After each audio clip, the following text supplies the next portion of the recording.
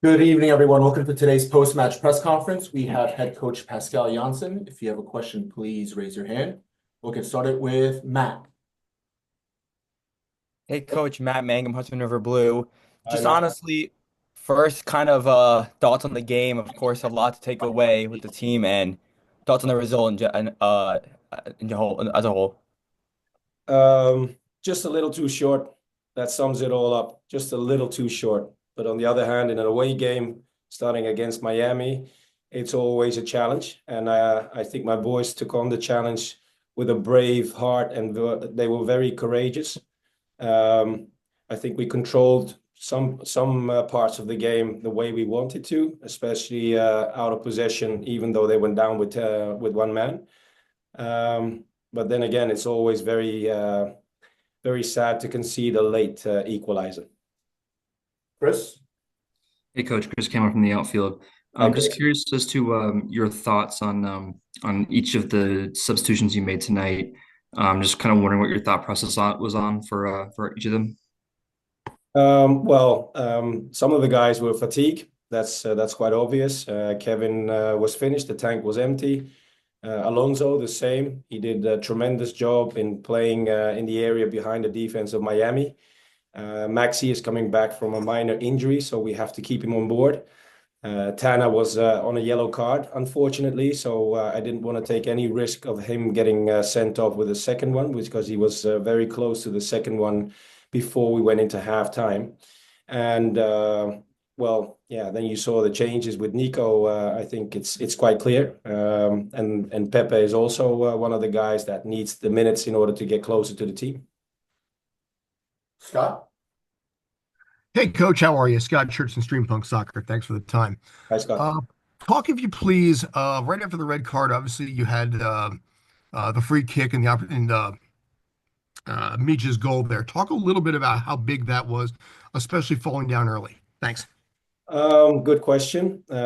We conceded a sloppy goal from a corner kick against, so we were chasing the game, and I think one of the moments was a key moment in the first half was the attack and the build-up phase towards the red card for Miami. It was well played with a good triangles in midfield, and Maxi eventually found the player that was going behind the defense. We got the red card. And then the free kick was a good example of a player like Maxi who can read the play and has the instinct of to see where the areas are, so we can be very dangerous. And the free kick that he took was absolutely world class, because everybody was expecting a ball to go top corner, but he took it, and Micha was there to finish it. Anthony? Hey, Coach. This is Anthony Merced with AJM Sports. This was a game that was always going to be very difficult considering the opposition. How do you feel about this team's personality, not just to come back from being down 1-0, but to respond the way that they did in that second half, go ahead and keep their composure in what seemed like a very long extra time period? Miami is a good squad with good players, and going into this game, you're going to have a big challenge to deal with, and my boys did just that. Unfortunately, we got on the short end because we conceded a late equalizer. But even though with the man down, Miami is good enough to play good possession. They have good players. So for us, it was mainly being very well structured and disciplined, and challenge the moments that we have the ball, and go forward. And that's what we did, because even though they had the late equalizer, I think we had 2 or 3 moments that we should have played out more accurate in order to score the third goal. We'll go with Michael Allen. Hey, Coach Michael Allen, Pro Soccer here. I'm just Miami enjoyed, most of the better possession even with a man down most of the night. But you seem to have some joy with Alonso springing out of the back line and sending balls over the top. Is that something you talked about going into the game, to sort of allow them to possess, but then try to spring Alonso over the top? And if so, can you talk about his play up there and scoring that No, goal? not at all.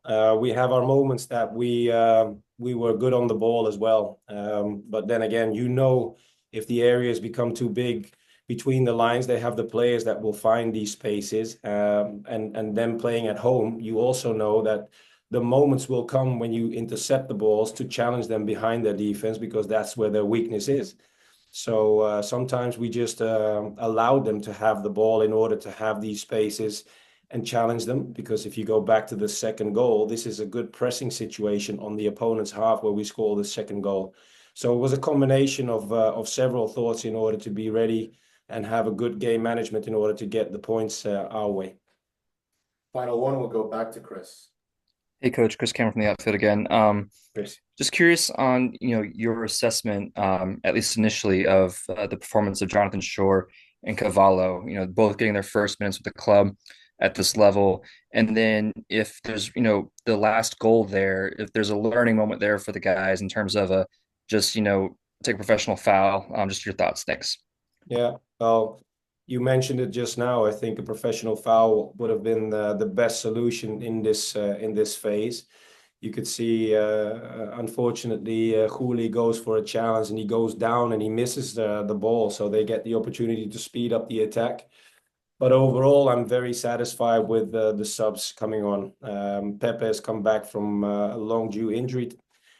Johnny Shore, you mentioned, one of our youngsters. He performed really well during pre-season, so he earned his play time.